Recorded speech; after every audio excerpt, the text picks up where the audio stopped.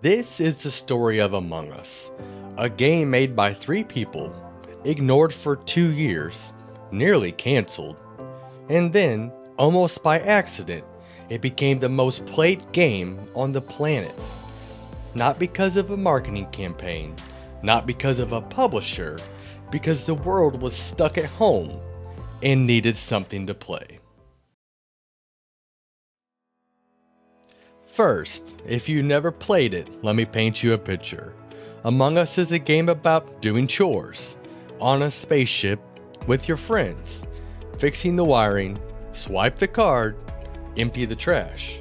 Completely ordinary, completely unthreatening, except one of your friends is trying to kill everyone. The imposter, they look like everyone else. They act exactly like everyone else.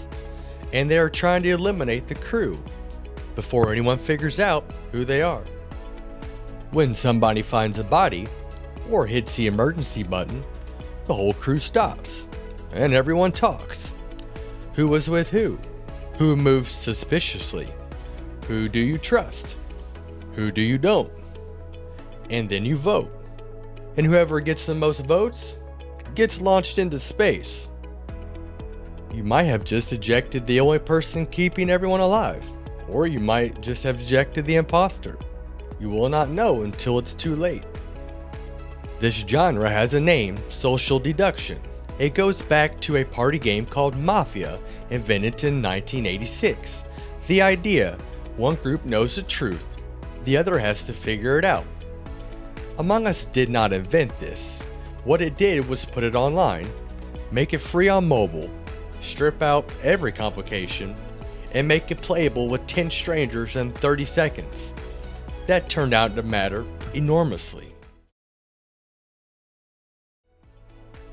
Inner Sloth, 3 people, Marcus Bromander, programmer, studio founder, Forrest Willard, programmer, Amy Lau, artist. No publisher, no marketing budget, no investors, just a game they believed in. Among Us released on June 15, 2018. It cost $5 on Steam. It was free on mobile. In its first year, peak concurrent players on Steam, approximately 30.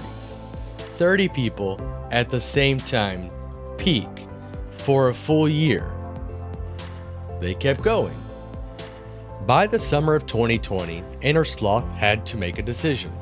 The original game's code was so old, so patched, so held together with fixes, that properly repairing it felt impossible. On August 18, 2020, they announced Among Us 2. A fresh start, a clean code base, better servers. The original game was, for all practical purposes, being retired. There was just one problem. Something was about to happen that nobody had planned for.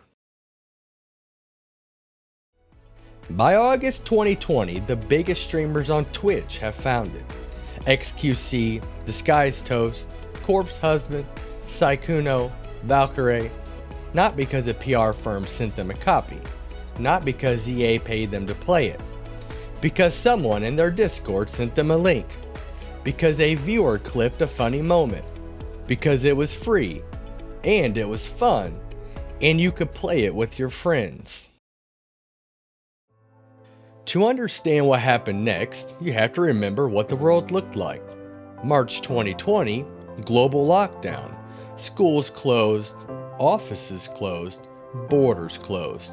Millions of people stuck at home with their friends completely out of reach, desperate for something to do together.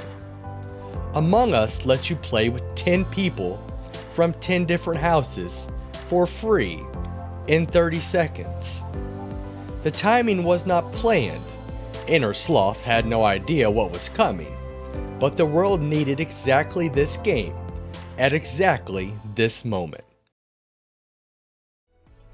By September 2020, Among Us had gone from an obscure indie title to the most watched game on Twitch.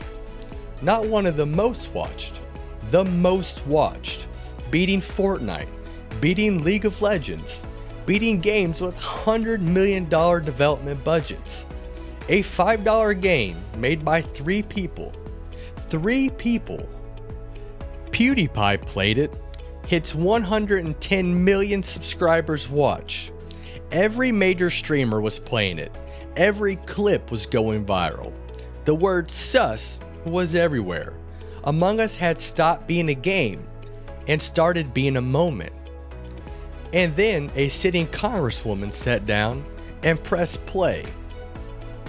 On October 20th, 2020, Alexandra Ocasio-Cortez and Ilhan Omar went live on Twitch, not to campaign, not to debate, to play Among Us.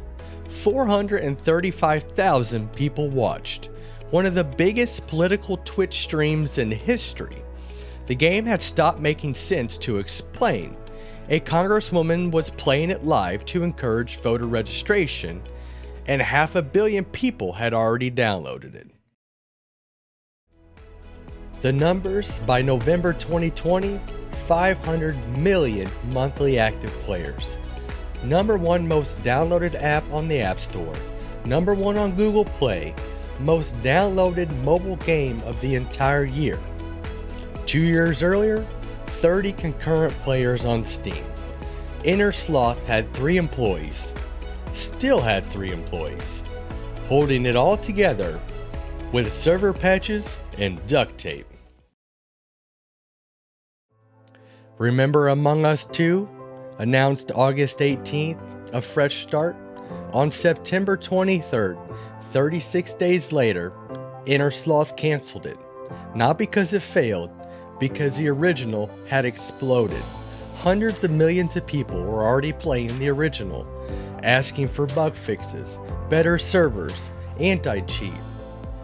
A sequel that nobody could migrate to would split everything they had built. So they made the harder decision. Cancel the new thing. Fix the thing people already loved. That restraint, that willingness to set aside the easier path, is what separated Inner Sloth from 100 other studios. Oh, and sus made it into the dictionary.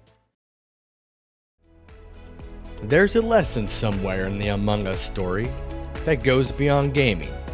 A team of 3 people built something in a genre nobody was paying attention to, priced it so low it was basically free, and kept working on it for 2 years, when almost nobody showed up. They were about to quit, and then the world came to them. 500 million players, a word in the dictionary, a congresswoman on Twitch. Among Us was not a game anyone planned. It was a game that almost didn't make it, and that nobody forgot.